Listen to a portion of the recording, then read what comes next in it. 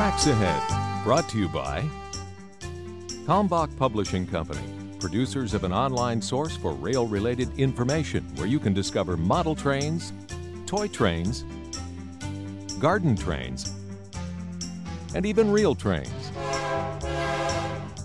Kato, manufacturer of precision railroad models, and the unit track system.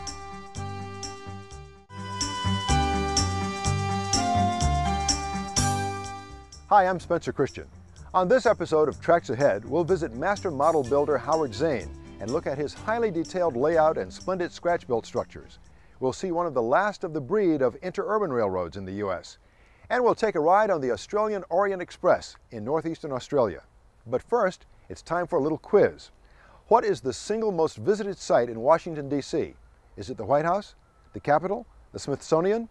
Wrong. It's Union Station, the train station, and so much more, visited by over 23 million people each year.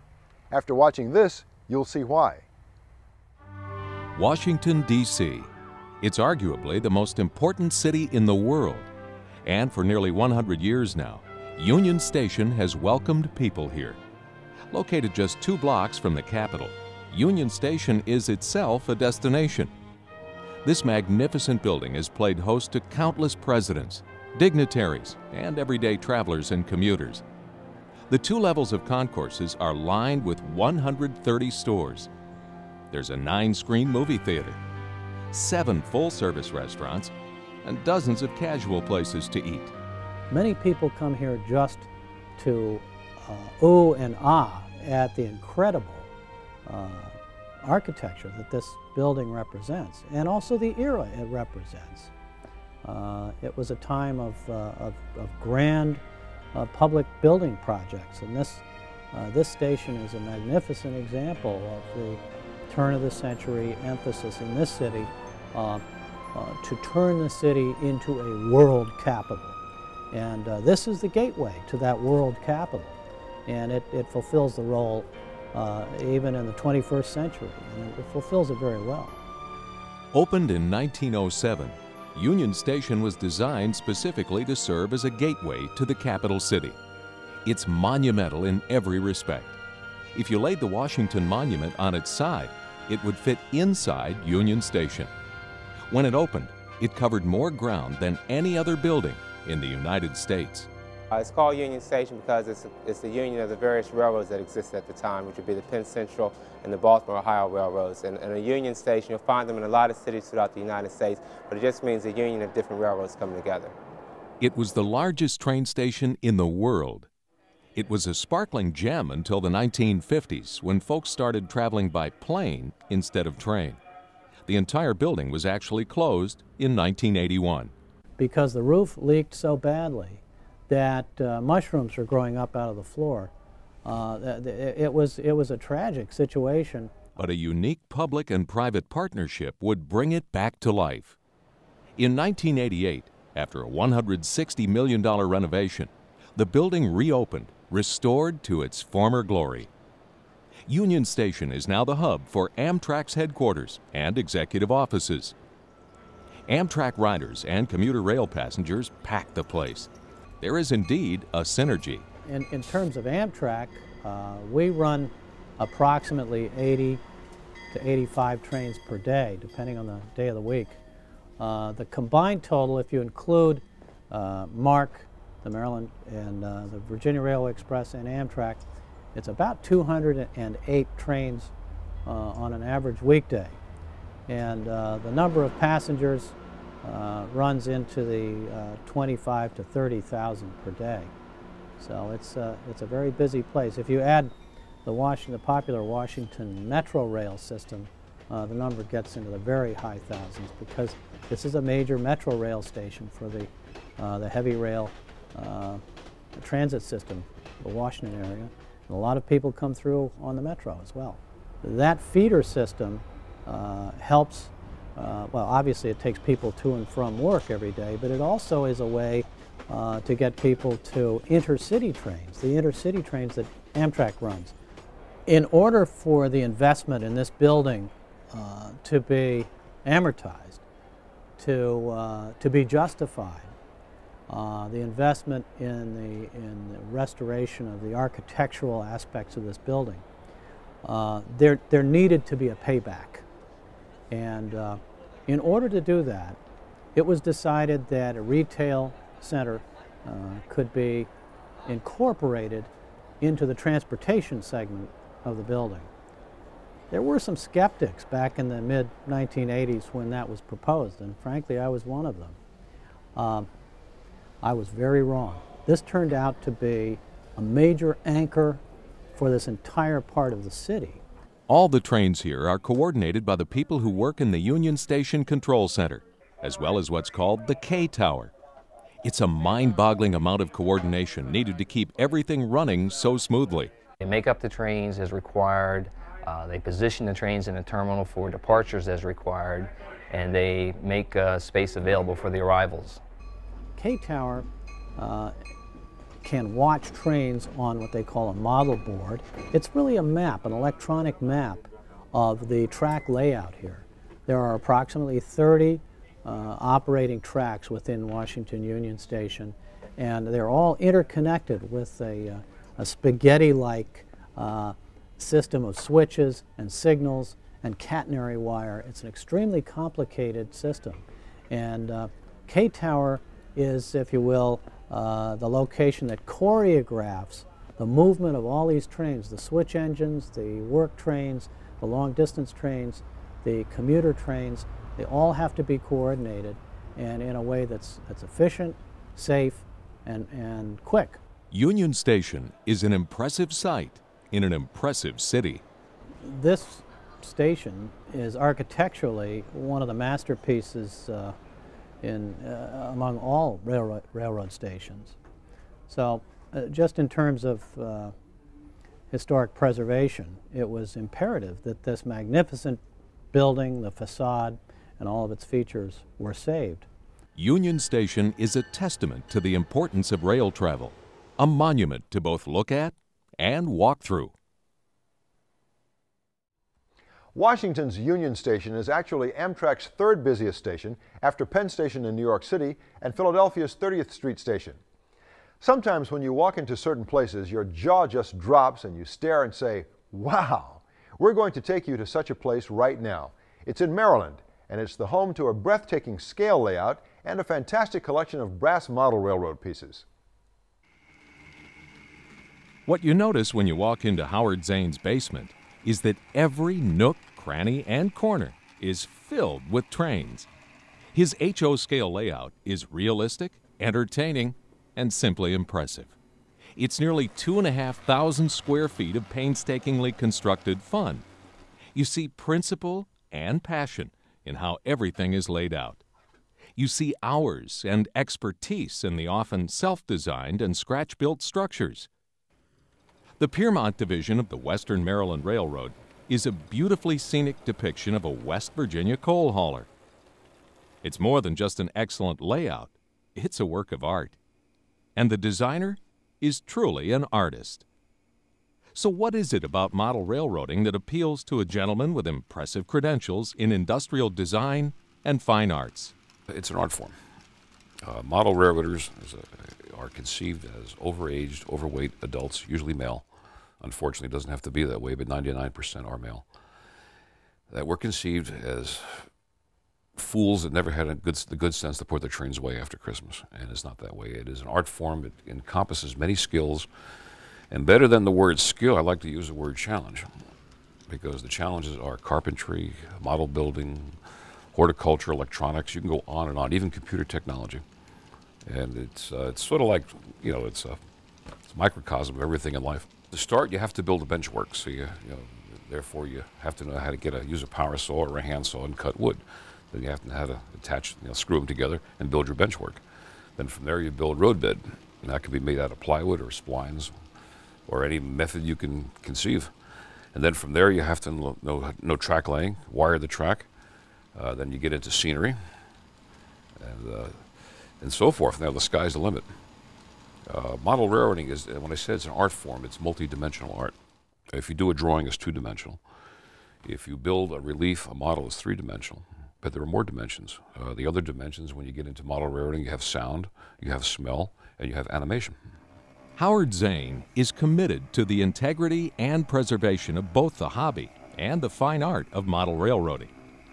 His own in-home railroad has been a continual work in progress since he began building it in 1983. The landscape is beautifully crafted. The detail is as excruciatingly accurate as it is visually entertaining. It's a veritable time capsule. It's a 10-year span from right after the war, WW2, up till about 1955. All the vehicles, people, rolling stock are pretty much accurate for that period. And it's a mythical area in northern West Virginia, usually Taylor or Marion counties, where they pull coal out and send it into the major cities. So it's really a coal hauling layout. Even though we operate general freight, we have passenger services, peddler freights, and so forth. But it's loosely based on that.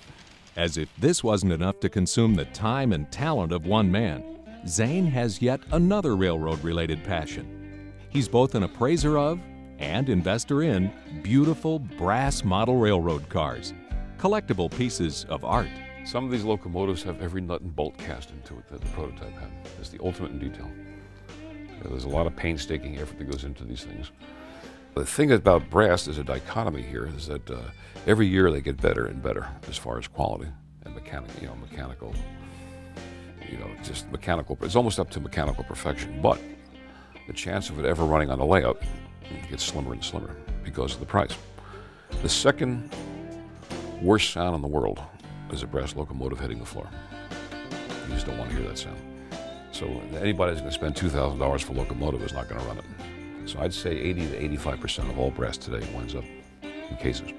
When you first get into the hobby of model railroading, you strive for simplicity and simple pleasure. When you look at Howard Zane's layout and collection, you can see how pleasure can turn into passion.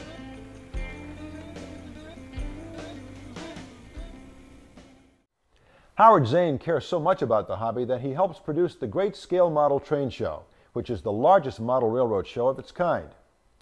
Interurban rail lines were a part of everyday life in America, but these days they're nearly extinct. The last of the breed still runs every day. It's a money-making, thriving example of what rail used to mean to a lot of big cities. Before we journey to Indiana, let's take a trip on a premier railroad train. This time we'll take a nostalgic look at how rail travel both used to be and still is.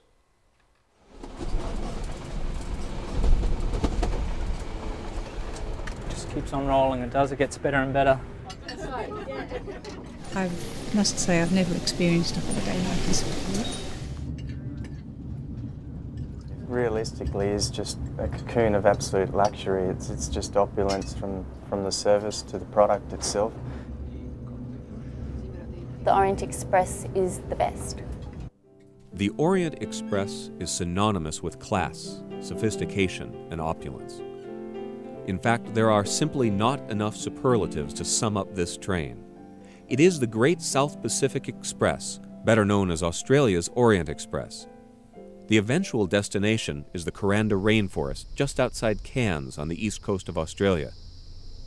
But destination is not the point of this journey.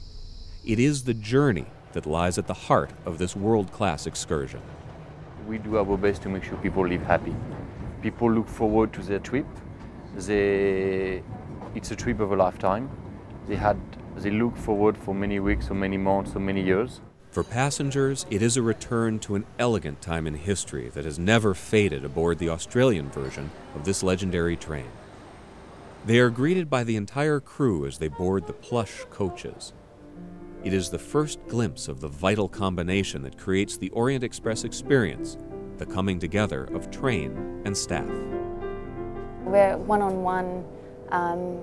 We've got very friendly staff, so we always try and have that close connection with them, and they really enjoy that. They come to Australia and know that Australians are so friendly, and so yeah. Attention like this does not come by accident, nor easily. Each member of the team is carefully selected.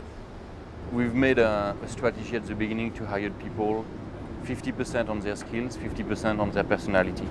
Now, depending on a case-per-case scenario, we might increase the personality percentage and decrease the skill personality. It's very, very hard to get everybody to work happily in a confined space for 6 days at a time. So we've got to make sure each time we bring a new person, the new personality doesn't break down and adds value to the rest of the team. The setting could not be more conducive to refined relaxation, a kind of nirvana on rails. The attention to detail goes far beyond the artful carving of paneled walls, further than custom-stained glass. It is often the combination of smaller things that go to creating a grand experience. Fine etching on glassware, waxed seals on personal soap. Absolutely blown away with it. And we were saying that with all the beautiful books and brochures that we looked at, that when you actually get into the train, the details, all the beautiful brass filigrees and the fabulous wainscoting and everything in there, the photos don't do it justice. It's just stunning, and we keep finding little things, don't we? Loving it. We go to a very, very long extent as far as how to treat material, fabric, carpet, how to wash, how to dry clean. Same for the china. We've got our china made in Italy, imported especially for us. The glasses is made in Hungary, all those kind of things. And even if we do forget at some point that it is a beautiful surroundings, we do treat it with very much respect. Meals are the culmination of talents aboard the train. Here you find all the pieces working together with the sole purpose of passenger pleasure. Firstly, we want it to be uniquely Australian. We describe the train as like a cruise on land. So we try and use all fresh local produce. We pick up fresh produce all along the way. Up in Cairns we pick up fresh seafood, vegetables, fresh tropical fruits. And again, all up the eastern side of Australia. Before any of the meals get on board the train, we'll be sitting down between ourselves, working out the food and wine lists together. So we work closely that way. A lot of our staff on board dealing with the wine are very experienced and very knowledgeable at helping the guests choose. Personally, I enjoy the seafood side of things. Especially out of Brisbane and out of Cairns, we can get some magic seafood. Moreton Bay bugs is a personal favourite, which is it's a slipper lobster really, but much better than lobster. A lot sweeter flavour, and they're just beautiful. So we enjoy using them. Our guests expect the best, as I said before, so we always exceed their expectations.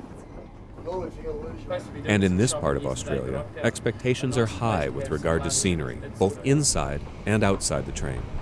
Traveling aboard a train is, after all, one of the finest ways to see things. Australia's Orient Express makes few stops, but the chosen pauses in this rolling journey are truly spectacular. The Orient Express flies guests out to the reef for yet another experience of a lifetime, floating over this marvel of nature. The Kuranda rainforest is another natural wonder the Orient Express reveals. It's a different kind of rail, the sky rail, where you float above this virgin rainforest. This soaring form of transportation was created so that no roads would be built below, no trees felled to blaze trails. Down below, Aboriginal rangers guide you through the maze of green splendor. This area here alone is a unique rainforest because around the boardwalk itself there's over 60 different species of trees. And not only that, my tribe, the Jabbergai, also once roamed into this area, camping, collecting bush foods for their people. Now what we have got here is a lawyer vine. The lawyer vine consists of the wait a while. Why this is called the wait a while, this is exactly what it does to you. It grabs hold of you and you can't move. See how that attached to my shirt? That's the reason why it's called wait a while.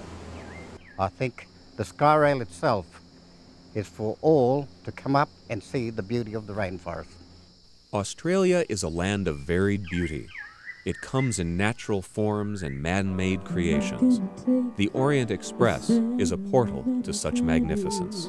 Well, it is unique, and it's the epitome of luxury and total indulgence, and so beautifully done. It's quite overwhelming, actually. And I feel very honoured to have been able to do it. I hope that throughout their holiday here in Australia, that this has been the most memorable part of their trip, and that they tell everyone back home that they've got to come. Oh, I'll tell everybody that they must do it. They must save up, even if they have to sacrifice other things, that they should, if they possibly can, have that experience once in their lifetime.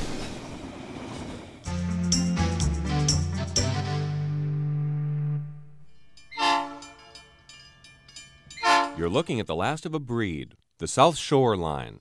It's the only true interurban running the rails.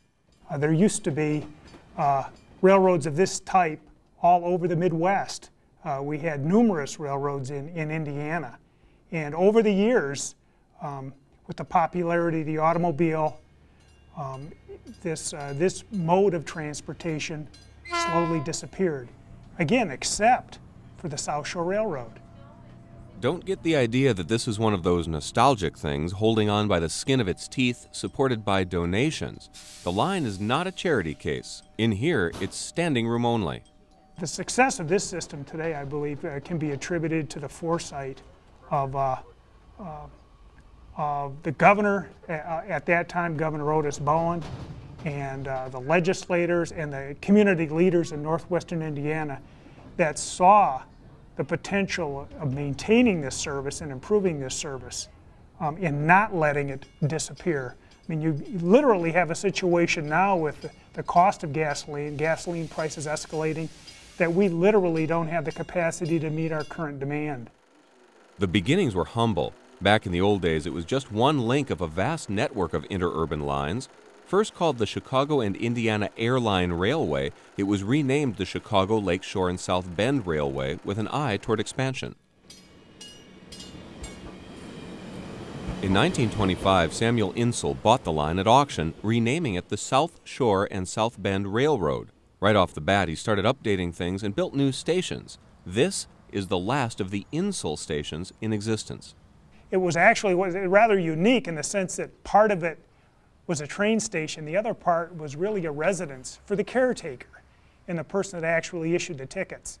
And a few years ago, we improved that station. It's now on the national list of historic places, and it's really been restored to its original look. And the back end of it is no longer a residence. It's been converted to a museum for the town of Beverly Shores, and in the front end of it remains a passenger station. As with other interurbans of the day, it went bankrupt and was resurrected time and again. Things looked particularly bleak until the mid-1980s, when purchased by the Northern Indiana Commuter Transportation District. Slowly, fortunes turned, and people again climbed aboard. After the war, that the railroad really had its heyday in terms of passenger ridership, close to 6.2 million passengers. And back when Insull took it over, it was roughly 1.7 million passengers. And since the end of the war, we've really seen a dramatic reduction in terms of ridership up to the point NICTE took over in 1977. And since '77, we've seen a dramatic increase in ridership to the point now where we're carrying roughly double the number of passengers we were in 1977.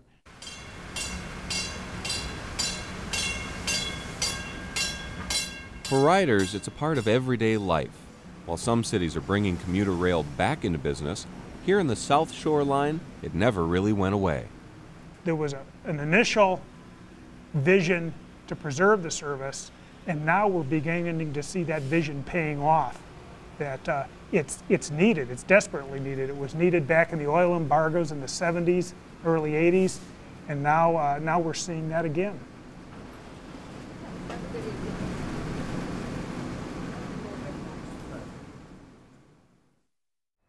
The Orient Express has many trips around the world, so check with your local travel agent.